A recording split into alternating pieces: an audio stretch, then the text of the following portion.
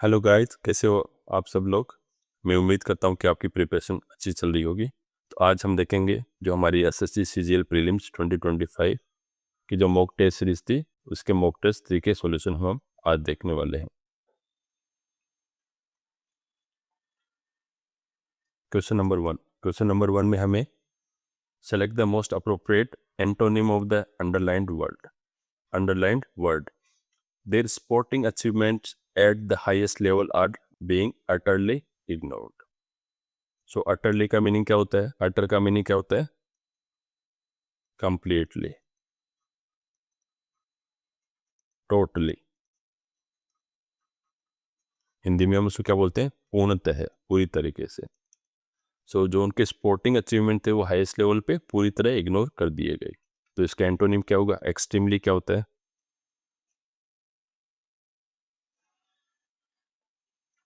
Extremely भी पूरी तरीके से होता है। एक्सट्रीमली वो उसके अगेंस्ट में था। Extremely, I was extremely satisfied, तो पूरी तरह से सेटिस्फाइड था। करेक्टली क्या होता है? सही तरीके से। मिनिमली क्या होता है? बिल्कुल नाम मात्र की तरह, नाम मात्र की तरह। किसी चीज को मिनिमल रिस्पॉन्स दिया गया हो, मिनिमली। और टोटली का मीनिंग हमें पता ही है, पूर्णतः वापस होता है। तो हमें यहाँ क्या देखना है? अटरली का मीनिंग क्या होता है? कंप्लीटली, टोटली, पूर्णतः। तो यहाँ पे एक्सट्रीमली, टोटली तो क्या हो गए? इसके सिनोनिम हो गए, एंटोनिम नहीं है। करेक्टली इससे बिल्कुल ही रिलेटेड वर्ड नहीं है। तो यहाँ पे करेक्ट आंसर क्या होगा? मिनिमली। क्वेश्चन नंबर सेकंड, हमें क्या पता करना है? वन वर्ड सब्स्टिट्यूट पता करना है गिवन वर्ड्स के लिए। A person who is inclined to see the worst aspect of things. एक ऐसा व्यक्ति, इंक्लिनेशन क्या होता है? झुकाव, जिसका झुकाव चीजों में गलत नजरिया देखने की तरफ रहता है, उसको हम क्या बोलेंगे? तो पहला ऑप्शन क्या है? पेसिमिस्ट। पेसिमिस्ट क्या होता है? अगर मैं आपको इसमें हिंदी में बताऊं तो पेसिमिस्ट होता है निराशावादी। ए person who always thinks negative about all the things, वो क्या कहलाता है? पेसिमिस्ट। फिर क्या है? फिलेंथ्रोपिस्ट। फिलेंथ्रोपी क्या होती है? परोपकारवादी। परोपकारवादी जो व्यक्ति होता है वो फिलेंथ्रोपिस्ट होता है, जो लोगों का भला करने में भरोसा करता है। ऑप्टिमिस्ट, ऑप्टिमिस्ट होता है कि लोग जो भी काम करते हैं उनके व्यवहार में, उसमें हमेशा पॉजिटिव चीज़ें देखता है। तो इसको हम हिंदी में बोल सकते हैं आशावादी, जो हमेशा पॉजिटिव थिंग्स के बारे में ही सोचता है। और एल्ट्रुइस्ट क्या होता है? एल्ट्रुइस्ट तो वो हो गया जो पूरी दुनिया का ही भला चाहता है। सर्व परोपकारवादी, परोपकारवादी से भी एक स्टेप आगे चला गया है। तो हमें वन वर्ड सब्स्टिट्यूशन किसका देखना था? A person who is incline to see worst aspect of things. तो ऑब्वियसली यहाँ पे तीनों ही वर्ड पॉजिटिव हैं। ओनली पेसिमिस्ट का मीनिंग ही नेगेटिव है। तो यहाँ पे करेक्ट आंसर होगा option A, pessimist. Question number 3 में हमें क्या करना है? एंटोनिम पता करना है। कौन से वर्ड का? रिलेक्टेंट। तो रिलेक्टेंट वर्ड तो आपने पढ़ा होगा। रिलेक्टेंट वर्ड का क्या मीनिंग होता है? Not willing to do something. जो किसी भी काम को करने के लिए अनिच्छुक हो, जिसकी इच्छा नहीं हो, उसको हम बोलते हैं रिलेक्टेंट। तो ऑप्शंस हमें क्या क्या दिए गए हैं? डिस्परेट। डिस्परेट का क्या मीनिंग होता है? होपलेस। ऐसा कोई व्यक्ति जो बेबस है, जिसके सामने कोई चॉइस नहीं बची है, तो उसको बोलेंगे हम डिस्परेट। तो ये तो इन दोनों का कोई लेना देना ही नहीं। ओबीडियंट क्या होता है? आज्ञाकारी। ओबीडियंट हम बोलते हैं कि ही इज माई ओबीडियंट सन। तो जो हम कोई भी जो बोलता है उसको फॉलो कर लेता है, रूल्स को फॉलो कर लेता है, उसको हम ओबीडियंट बोलते हैं। इंथुजियास्टिक क्या होता है? जो किसी भी चीज़ के लिए एक्साइटेड रहता है, उसको हम बोलते हैं इंथुजियास्टिक। और ब्यूटीफुल का हमें पता ही है। तो अब antonym obviously reluctant means not willing. इसका एंटोनिम क्या होगा? इंथुजियास्टिक। इंथुजियास्टिक कौन होता है? जो हर चीज़ के लिए एक्साइटेड रहता है। तो करेक्ट आंसर होगा option number 3। Question number 4, select the most appropriate option to substitute the underlined segment in the given sentence. Underlined segment क्या है? To tell others secret information only for enjoyment is not a good practice, कि लोगों को किसी की गुप्त जानकारी सिर्फ मजे के लिए बता देना अच्छी हैबिट नहीं है। तो to tell others secret information, इसके लिए हमें सब्सटीट्यूशन करना है, सेगमेंट का सब्सटीट्यूशन करना है। तो ऑप्शन है to spill the words, spill the cat, spill the onions and spill the beans. अब फ्रेंड्स यहाँ पे आपको दिमाग लगाने की जरूरत नहीं है, ये क्या है, एक इडियम के बारे में बात कर रहा है। तो इडियम क्या होता है, spill the beans. Spill the beans means किसी के सीक्रेट को रिवील करना।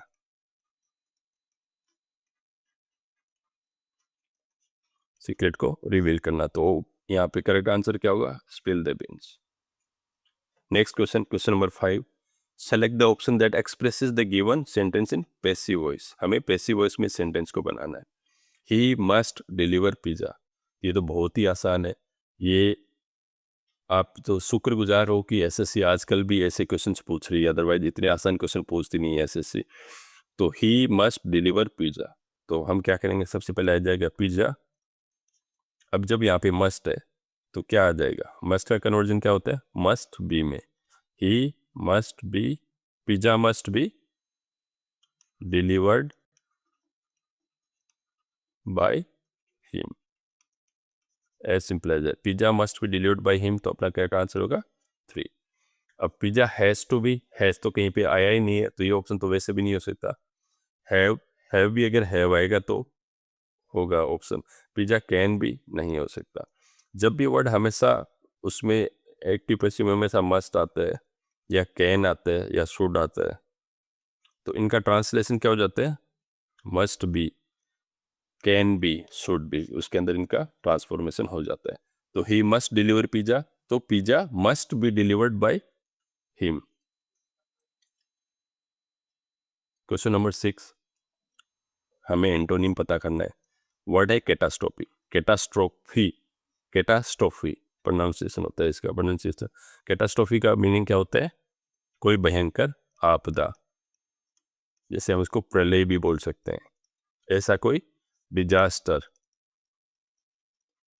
जिसके अंदर बहुत सारी कैजुअलिटीज हो गई हो, बहुत सारा लॉस हो गया हो, तो इसका हमें एंटोनिम पता करना है।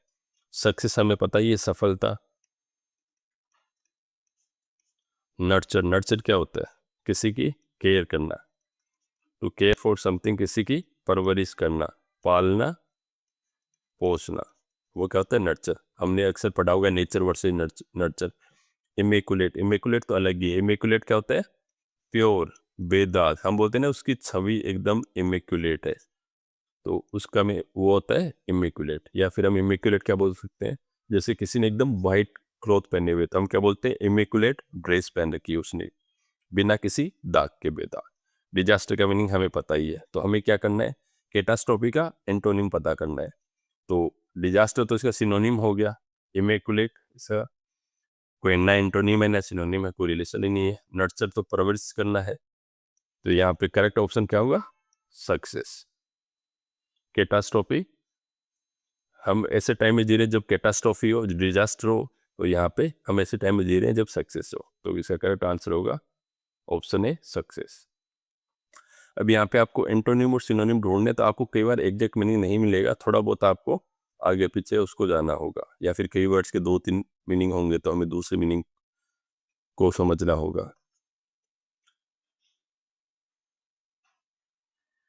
क्वेश्चन नंबर 7, हमें इस इडियम का मीनिंग देना है। Select the most appropriate meaning of the given idiom. Nobody is fool, so nobody is fool के 4 ऑप्शन है, not easily received, the wisest person, a complete fool, और फोर्थ है all are fool. So nobody is fool का क्या meaning होता है, कि ऐसा पर्सन जिसको नोबडी, कोई भी फूल नहीं बना सके, जिसको कोई बेवकूफ नहीं बना सके। तो अक्सर इसका मीनिंग क्या हुआ फिर, कोई भी ऐसा व्यक्ति जो कॉशियस है, जो सावधान है, सतर्क रहता है, और साथ में इंटेलिजेंट भी है, और जिसको बेवकूफ बनाना आसान नहीं हो। तो ऑप्शन क्या होगा, नॉट इजीली डिसीव्ड, कंप्लीट फूल होगा नहीं, ऑल आर फूल्स होगा नहीं, वाइजेस्ट पर्सन तो अलग होगा, विजडम वाला, वो यहाँ सेंस नहीं है।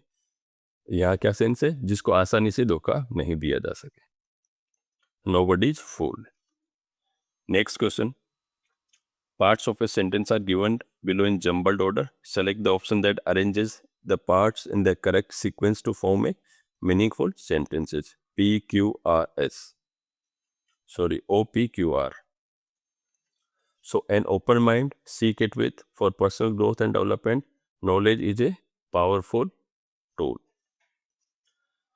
So, seek it with से सेंटेंस स्टार्ट होना थोड़ा इलॉजिकल है। For personal growth and development इससे सेंटेंस स्टार्ट हो सकता है, बट बाद में क्या आएगा, for personal growth and development knowledge is a powerful आ सकता है, बट उसके बाद में क्या आएगा, knowledge is a powerful tool, कोई सेंस नहीं बनता है।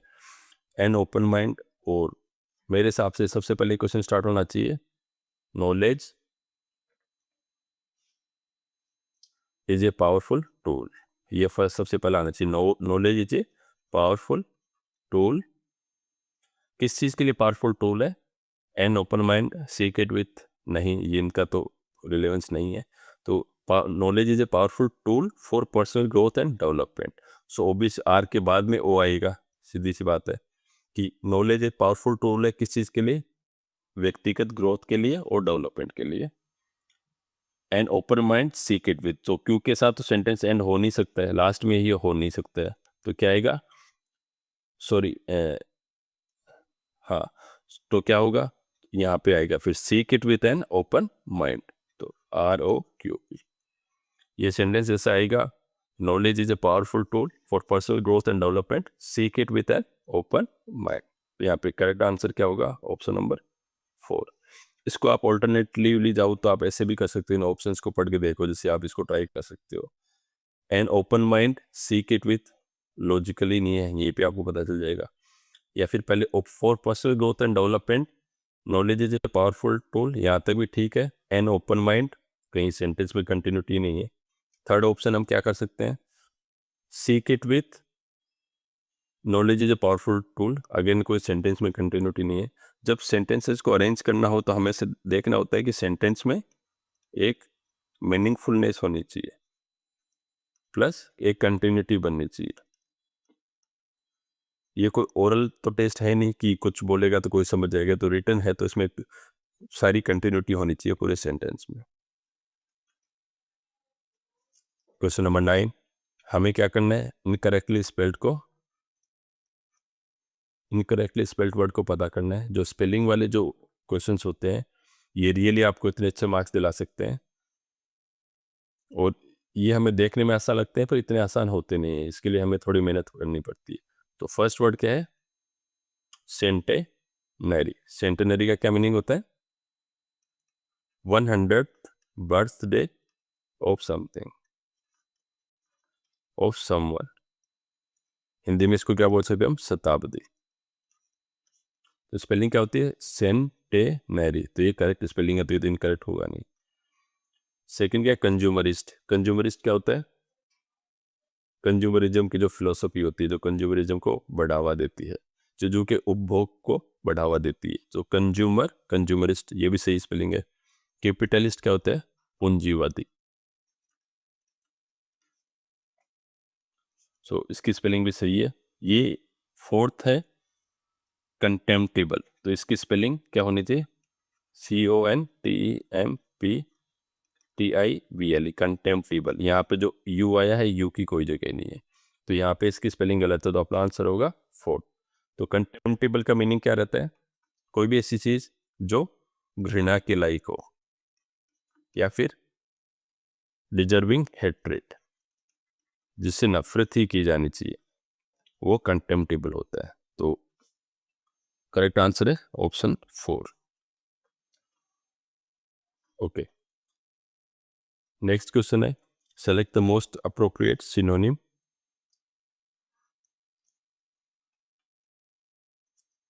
to replace the underlined word in given sentence. How did we end up in this rapturous situation? अब rapturous का हमें सिनोनिम देना है, तो rapturous का क्या मीनिंग होता है, rapturous means full of Joy, happiness, excitement. Hindi में हम इसको क्या बोल सकते हैं, आनंदित, उत्साहित। तो इसका हमें सिनोनिम देना है। तो फर्स्ट ऑप्शन क्या है? एक्सटेटिक। एक्सटेटिक क्या होता है? एक्सटेसी से बना हुआ है। एक्सटेसी खुद क्या है? अपने आप में फीलिंग ऑफ ग्रेट जॉय, परम आनंद की अनुभूति। एक्सटेसी। टेरिफाइंग क्या होता है? डरावना। Terrify, I am terrified of monsters. Terrifying डरावना, तो ये तो ऑप्शन होगा नहीं। मिसलीडिंग क्या होता है? किसी को भटकाने वाला। डिजास्टर्स क्या होता है? डिजास्टर से संबंधित, विनाशकारी, विपत्तिजनक। तो यहाँ पे करेक्ट आंसर क्या होगा? Option A is our correct answer. Question number 11, one word substitution. In Indian mythology most of the असुराज wish to be never able to die. भारतीय मिथोलॉजी में, भारतीय किंवदंतियों में ज़्यादातर जो असुर है वो चाहते थे कि वो कभी भी मर ना सके। तो हमें मर ना सके, नेवर एबल टू डाई, इसका वन वर्ड पता करना है। तो first option invincible. In plus विंसिबल। विंसिबल क्या होता है? जो जीता जा सके। तो इनविंसिबल क्या होगा? अजय, जिस पे जीत हासिल नहीं की जा सके। तो ये तो हमारा ऑप्शन होगा ही नहीं।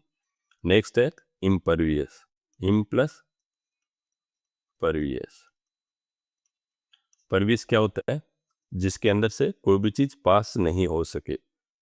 फॉर एग्जाम्पल पत्थर है, पत्थर के अंदर से पानी नहीं जा सकता, तो उसको हम बोलेंगे इम्परवियस। अप्रवेश से, जिसमें से प्रवेश नहीं किया जा सकता।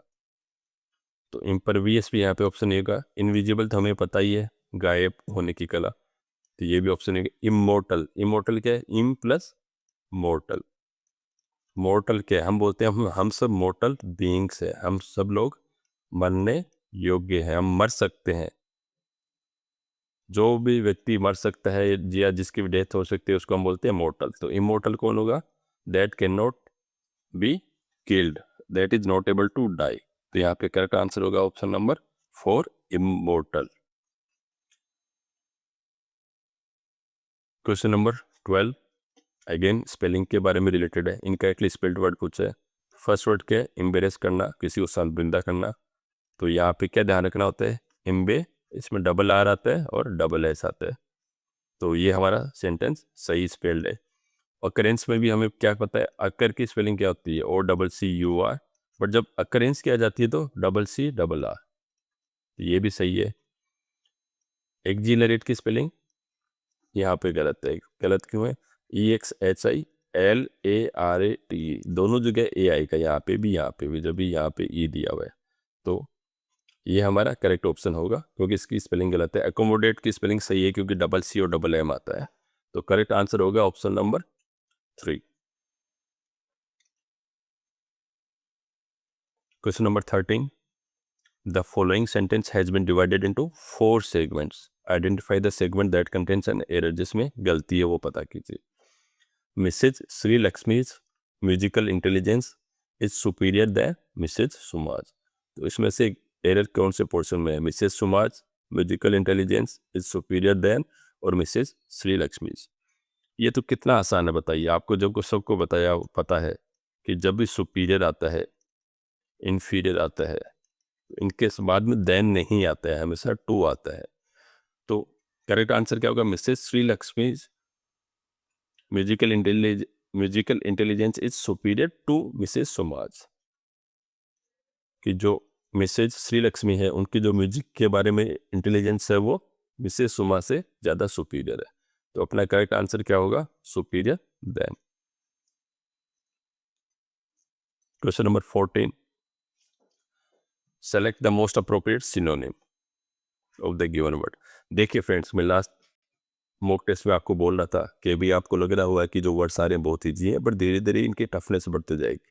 आज के जो वर्ड्स लिए हैं मैंने थोड़े टफर साइड में है। तो बरसर्क क्या होता है? इसको कैसे प्रोनाउंस करें? बरसर्क। बरसर्क क्या होता है? Out of control with anger. किसी व्यक्ति को इतना गुस्सा आ रहा है या उसने अपने होश हवास खो दिए हैं कि वो आउट ऑफ कंट्रोल हो गया, वो कैसे भी बिहेव कर रहा है, उसको हम बोलेंगे बरसर्क। अब इसके एंड सिनोनिम पता करने हैं। तो लेजी तो ऑब्वियसली इसका सिनोनिम हो नहीं सकता। स्टबर्न क्या होता है? जिद्दी, जो अपने ही करता है। लेकिन जिद को हम आउट ऑफ कंट्रोल और गुस्से से रिलेट नहीं कर सकते हैं। एब्सर्ड क्या होता है? ऐसा व्यक्ति, या एब्सर्ड टास्क क्या होता है? रिडिकुलस, जो रिडिकुलस से काम करता है। कैसे काम करता है? बेतुके काम करता है, या फिर मूर्खतापूर्ण बातें करता है, उसको हम बोलते हैं एब्सर्ड पर्सन है। तो वो भी यहाँ देखिए, आउट ऑफ कंट्रोल विद गुस्से से है, जो किसी को डैमेज भी कर सकता है, नुकसान पहुंचा सकता है। बट यहाँ पे क्या है कि मूर्खतापूर्ण बातें करता है, तो ये इसका ऑब्वियसली सिनोनिम तो होगा नहीं। यहाँ करेक्ट सिनोनिम होगा डिमेंटेड। डिमेंटेड का क्या मीनिंग होता है? जिसका माइंड खराब हो गया है, जो क्रेजी पर्सन है, उसको हम बोलते हैं डिमेंटेड। और इसको हम क्या भी बोलते हैं? एक ऐसी बीमारी भी होती है डिमेंशिया, आपने पढ़ा होगा, DEMENTIA। डिमेंशिया में क्या होता है कि धीरे धीरे ब्रेन की नर्व्स होती है, नर्वस सिस्टम होता है, वो नर्व्स डैमेज हो जाती है और इंसान पागलों की तरह व्यवहार करने लग जाता है। तो यहाँ पे अपना करेक्ट ऑप्शन क्या होगा? बर्सर्क। इसका सिनोनिम होगा demented. Question number 15, select the option that expresses the given sentence in active voice. अब यहाँ पे हमें क्या दिया हुआ है? हमें पैसिव वॉइस दिया हुआ है, हमें क्या करना है? इसको एक्टिव में कन्वर्ट करना है। द पेंटिंग वाज, सबसे पहले जो कौन से टेंस में है ये हमें डिटरमाइन करना होता है, ये सबसे इंपॉर्टेंट है एक्टिव पैसिव वॉइस में। The painting was admired by art enthusiasts from around the world. तो अब आप क्या करेंगे? सबसे पहले क्या ले लेंगे?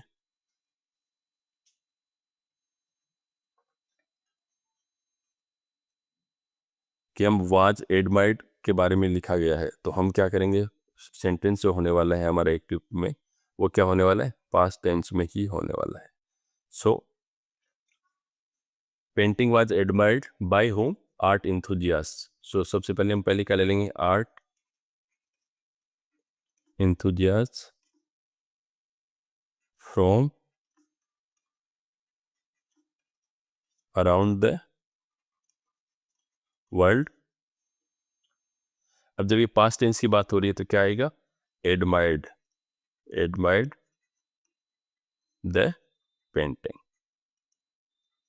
तो हमारा करेक्ट आंसर क्या हो जाएगा? The art enthusiast from around the world admired the painting. ये करेक्ट ऑप्शन होगा। ओके, अब हम सेकंड तरीके से इस क्वेश्चन को सोल्व कर सकते हैं कि फर्स्ट ऑप्शन में क्या दिया? Was being. वाज बीइंग कब आएगा? जब कंटिन्यूस टेंस होता है। यहाँ कोई कंटिन्यूस टेंस है? नहीं है। Art enthusiast from around the world have admired, वो हैव कब आता है? यहाँ पे हैव है तो उसका पैसिव क्या बनता? हैव बीन आता, तो हैव बीन यहाँ पे नहीं है, यहाँ पे सिंपल पास्ट की बात हो रही है। और यहाँ पे हैज है तो वो भी नहीं है। तो ऐसे क्वेश्चंस को करना तो बहुत आसान होता है। Correct answer is option number 2। Question number 16, select the most appropriate synonym of the given word. Word है टोट। कैसे प्रोनाउंस करेंगे इसको? टोट। टोट है। टोट का क्या मीनिंग होता है? टाइट। कोई भी रोप हो, रस्सी हो, वो एकदम टाइट हो, जिसमें कोई ढीलापन नहीं, उसको हम बोलेंगे टोट। अब ऑप्शंस क्या क्या है इसके, हमें क्या पता करना है? सिनोनिम। ऑप्शंस क्या है? सबसे पहला ऑप्शन है स्लेक। स्लेक का क्या मीनिंग होता है? लूज। कोई भी रस्सी या कोई भी चीज हो जिसमें थोड़ी सी लूज हो, जो अच्छे से टाइट नहीं हो, उसको हम बोलेंगे स्लेक। सेकंड वर्ड अपने आप में टोट ही आ गया। थर्ड टोन यानी फटा हुआ। ऑप्शन फोर्थ क्या? फ्लेसिड। फ्लेसिड का मीनिंग क्या होता है? Not hard, soft. तो अब हमें सिनोनिमस से क्या होगा? टोट मीन्स हमने देखा कि रस्सी या कोई जो पूरी तरह से खिंची हुई, पूरी तरह टेंशन में टाइट हो, तो इसका क्या? सबसे अप्रोप्रिएट, हमें क्या करना है? Most appropriate synonym. दो तीन वर्ड्स अगर कई बार आपको क्या मिल सकते हैं जो उससे रिलेटेड हो, उसका सिनोनिम बन सकते हैं। बट यहाँ पे हमें सबसे अप्रोप्रिएट पता करना है, तो यहाँ पे सबसे अप्रोप्रिएट क्या है? टाइट। इनफैक्ट स्लेक और फ्लेसिड तो क्या होंगे? इसके एंटोनिम्स होंगे। टोन तो अलग ही है। तो करेक्ट आंसर क्या होगा? Tight. Question number 17. Select the option that can be used as a one-word substitute for given group of words. A government by officials. अगर आपने मेरी क्रेसी रूट वर्ड्स वाली सीरीज देखी है, वीडियो देखा है, मुश्किल से 8 या 10 मिनट का वीडियो होगा। आप मेरे उसमें वीडियोस में जाएंगे, वोकेबलरी बाय रूट वर्ड्स में जाएंगे, वॉल जो थंबनेल है वीडियो का, उसमें क्रेसी रूट वर्ड लिखा हुआ है, उसमें जाएंगे तो उससे आपको एकदम क्लियरली पता चल जाएगा कि इन सब का मीनिंग क्या होता है। तो सबसे पहले क्या होती है? क्रेसी रूट वर्ड है। क्रेसी रूट वर्ड का क्या मीनिंग होता है? Form of government. कि गवर्नमेंट का एक प्रकार। ऑटोक्रेसी का क्या मीनिंग होगा? Auto means one person, cracy means form of government. ऐसी गवर्नमेंट जिसमें एक ही बंदे का कंट्रोल हो पूरा, उसको हम ऑटोक्रेसी बोलेंगे। तो इसको हम अक्सर क्या बोलते हैं? तानाशाही, जैसा कि नॉर्थ कोरिया में है। Second, bureaucracy. Bureaucracy, bureau plus cracy. तो ब्यूरो क्या एक रूट वर्ड है लैटिन में, जिसका मीनिंग होता है रिलेटेड टू ऑफिस या डेस्क। तो ब्यूरोक्रेसी का क्या मीनिंग होगा?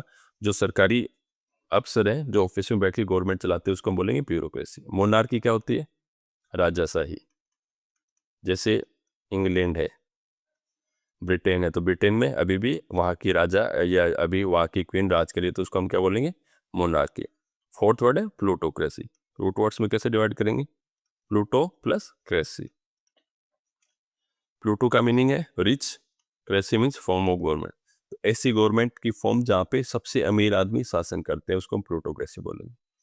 सो a government by official, correct answer क्या होगा? Option 2, bureaucracy. Question number 18. Select the most appropriate option to substitute the underlined segment in the given sentence. I have been living in Hyderabad since I am born. मैं जब से पैदा हुआ तब से ही हैदराबाद में रह रहा हूँ। तो इसमें हमें देखने से ही पता चल रहा है कि क्या होना चाहिए। Since I was born. Since means कब की बात करें? जब से मैं पैदा हुआ तब से मैं हैदराबाद में रहा हूँ। तो आई एम बोर्न तो इलॉजिकल है। तो करेक्ट आंसर क्या होगा? Option number 4। Question number 19. The following sentence has been split into 4 segments. Identify the segment that contains a grammatical error. Okay. So after the concert was over, they go to a restaurant, had dinner together and talked until midnight. So after the concert was over, कौन से tense की बात कर रहे हैं? Past tense की। They go to a restaurant, अभी present tense के बारे में बात कर रहे हैं। Had dinner together, again past की बात कर रहा है। एंड टॉक्ड अंटिल मिडनाइट, अभी भी पास्ट टेंस की बात कर रहे हैं। तो ऑब्वियसली सीधा सा सेंटेंस किसके बारे में है? ये सेंटेंस है टेंस मिसमैच के बारे में। जब पूरी जब लाइन है, पूरा जब जो सारी एक्टिविटीज है जब पास्ट के बारे में है, तो यहाँ पे प्रेजेंट कैसे हो सकता है? तो ऑब्वियसली हमारा एरर क्या है?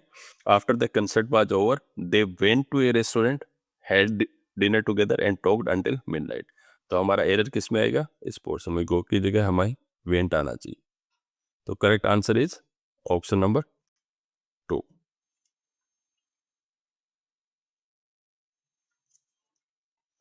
Again question number 20. Parts of a sentence are given below in a jumbled order. Arrange the parts in the correct order to form a meaningful sentence. P है having the opportunity of observing peoples. We respect and appreciate their point of views. The advantage of traveling different places. Culture, customs and lifestyle is that. तो अब हमें पढ़ने से पता चल गया है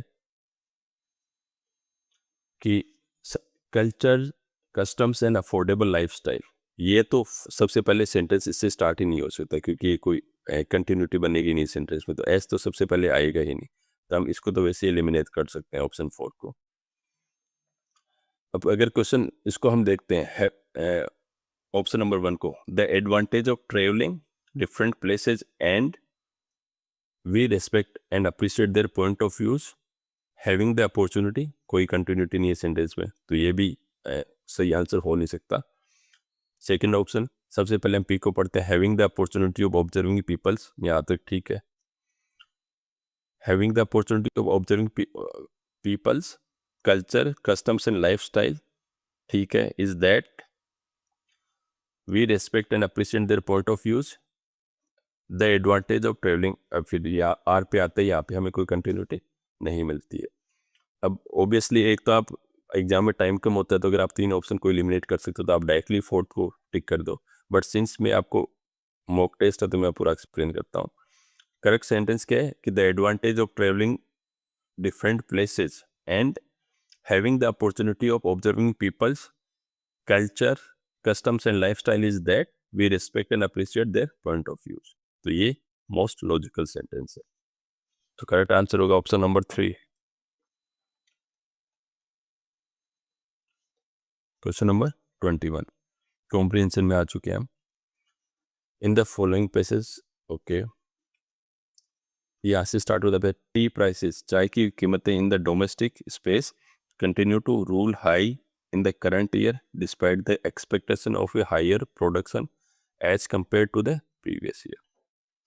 सो जो चाय की कीमतें in the domestic base continue to rule high, चाय की प्राइसेज अभी भी बढ़ती जा रही हैं इस करंट ईयर में despite expectation of a higher production as compare to previous year.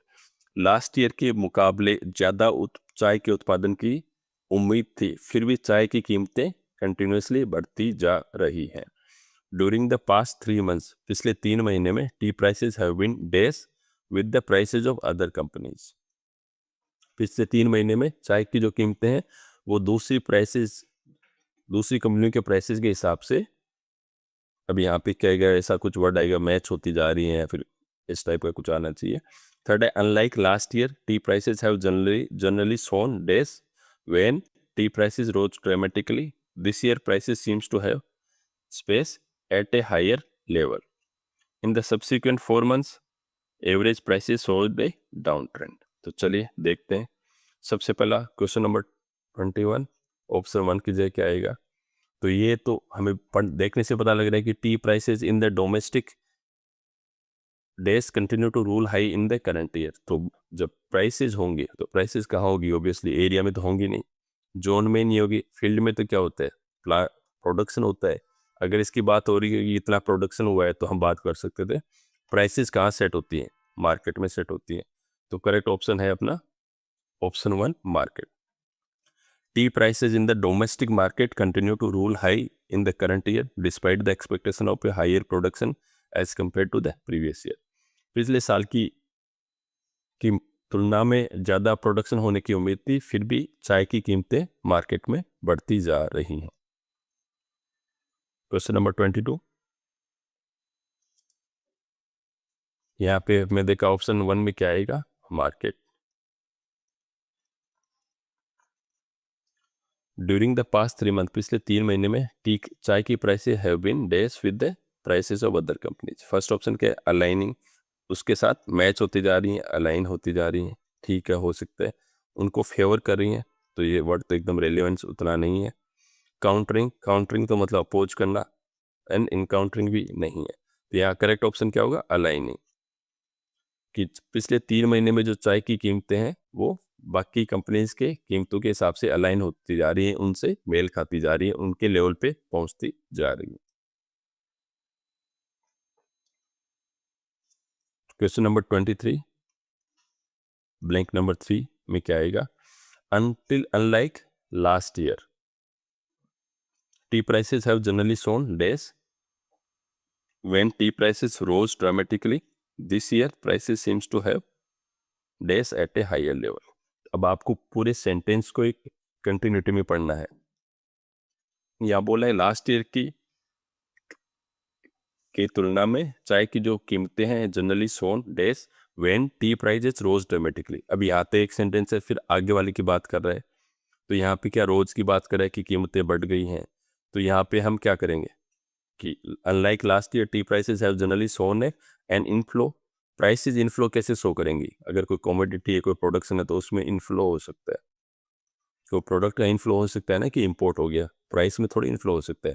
Innate क्या होता है, अंदरूनी, किसी की इननेट क्वालिटी है कि वो स्पोर्ट्स में अच्छा है, तो वो ऑप्शन भी यहाँ पे नहीं होगा। रिडक्शन प्राइस में होगा नहीं, रिडक्शन तो क्वांटिटी में होता है। तो यहाँ पे सबसे जो करेक्ट और लॉजिकल ऑप्शन बनता है वो एन अप ट्रेंड, कि unlike last year tea prices have generally shown an up trend. Last year के मुकाबले में चाय की कीमतों में बढ़ोतरी हुई है। वो हम शुरू से पढ़ते आ रहे हैं। यहाँ क्या बोल रहे हैं, tea in the domestic market continue to rule high, तो पूरा प्रेसिस कंटिन्यूटी में होगा ना, तो अब ट्रेंड की ही बात होगी ऑब्वियसली यहाँ पे। क्वेश्चन नंबर 24 ब्लैंक नंबर 4 की जगह क्या आएगा। So unlike last year tea prices have generally shown a up trend when tea prices rose dramatically. Okay, ये क्या बोल रहा है, लाइक लास्ट ईयर चाय की कीमतों ने अप ट्रेंड दिखाया है when tea prices rose dramatically. This year prices seems to have days at a higher rather higher level. कि लास्ट ईयर के जो प्राइसेस थे जो अचानक से बढ़ती ही जा रही थी, बट इस साल उन्होंने एक हायर लेवल पे, ऑप्शन क्या आएगा, हायर लेवल पे पहुंच गई है, बट वो वहां पे एग्जैक्ट टिकी हुई है। यहाँ करेक्ट ऑप्शन क्या होगा, this year the prices seems to have stabilise. Stabilise मतलब एक हायर लेवल पे जाके भी प्राइस पहले इतनी थी, ऊपर बढ़ गए, उसी रेट पे स्टेबल हो गई हैं।